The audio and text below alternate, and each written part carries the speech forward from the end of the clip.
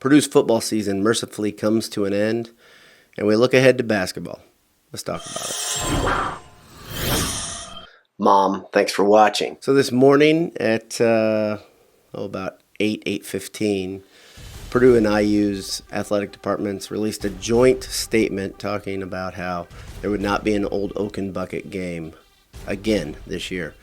It was very simple. They just said due to COVID concerns on both sides, they couldn't get it done. And if you listen to Coach Brom's press conference yesterday, he didn't sound like a guy who was very competitive. He sounded like a guy who had things completely out of his hands, meaning practice was kind of a cobbled together exercise, and there just weren't enough players for Purdue to really practice due to all the cases. And there was going to be at least one of the guys who, everybody comes to see play that wasn't going to be able to play. We don't know who it was because they can't talk about it. Karlaftis would have been back according to the 21-day protocol, which is good news. But at the same time, we saw that defense, what they looked like the last time they were on the field. And I don't know if Karlaftis was enough to get them over the hump to really play an inspired brand of football. Head over to martinvintage.com right now where they have a brand new Old Oaken Bucket t-shirt. We might not get to watch the Old Oaken Bucket, but we get to celebrate it with one of their best shirts yet. martinvintage.com. Check them out.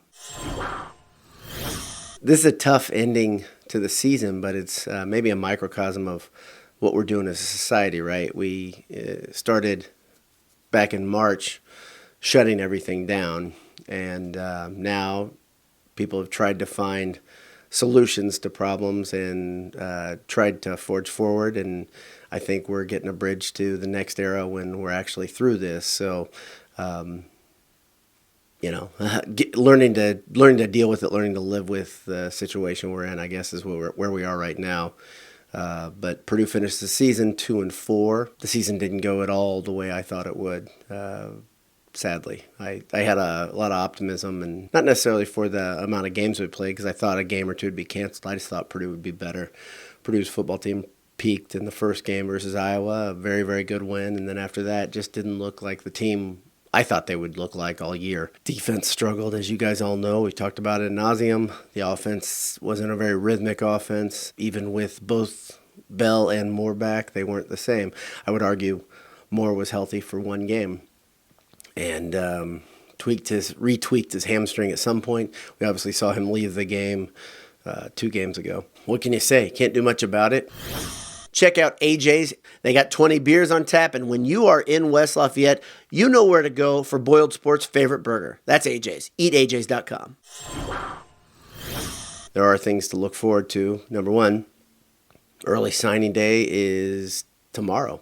Today is Tuesday, December 15th, I believe, and tomorrow is the 16th, early signing day. I think Purdue will have a good surprise or two based on what Jeff Brom was talking about 2 weeks ago. There are a couple guys that were coming to Purdue that hadn't made it public or official, so that's good. As you know, Sam Jackson left his commitment. He decommitted from Purdue. It's his path is very interesting. He committed to Minnesota, decommitted, then committed to Minnesota, then decommitted, then committed to Purdue, and now he's decommitted from Purdue. And as I talked to you guys on Twitter, if you saw that, he's got an unusual group of circumstances. Obviously, he's from Illinois, and his dad wanted him to play football, and he hasn't been able to, so they moved down to Texas. He's been training and playing football down there. He's probably going to go to TCU, it sounds like. It's not meant to be. The good news is Purdue's quarterback room still looks pretty good. O'Connell should completely heal from his surgery, so you have O'Connell, Plummer, Burton, and Alamo. I would be shocked if Alamo isn't pushing the upperclassmen right from the jump next year, just based on the things I think and the things that I see. Another big piece of news regarding football, of course, is that Brian Brom interviewed for the Kentucky offensive coordinator position.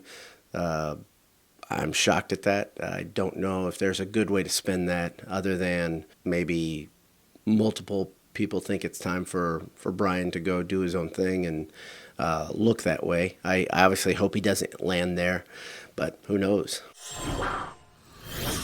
If you're looking for a gift for somebody who is really hard to buy for, check out gridironmetalworks.com. Get a Purdue grade or get one with one of the military branches on there from your friends and family, or even another school. They have some other licenses. You know, there's only one school that matters to us, though, here. gridironmetalworks.com, our pals, Purdue people. Next up for the men's basketball team, they're playing Ohio State Wednesday night, the 16th, 7 o'clock. Ohio State is getting healthier. They've had some injuries hit them a little bit. They are 5-0 in spite of that. They're a pretty good team. It'll be the best team Purdue's played, I think, by far.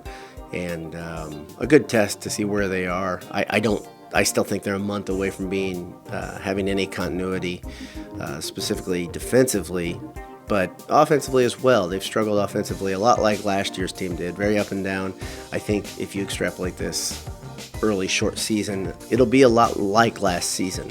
I think the team will be on the bubble, if not off the bubble all the way by the time they head in the Big Ten tournament. This is a transitional year again for the basketball team as we get ready for what's coming next. The next year, the team's going to be very good for multiple reasons, but they're definitely going to have an offensive identity in the backcourt, which they don't seem to have much of right now. I don't see a scenario unless Travion just catches absolute fire that he won't return.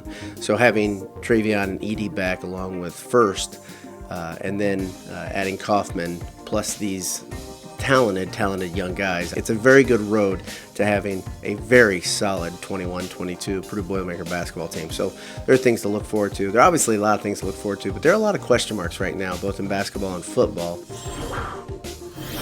The basketball question marks are really leading towards what comes next, how will the team gel, what will the continuity look like. The football team, obviously, I've been saying this for a little bit.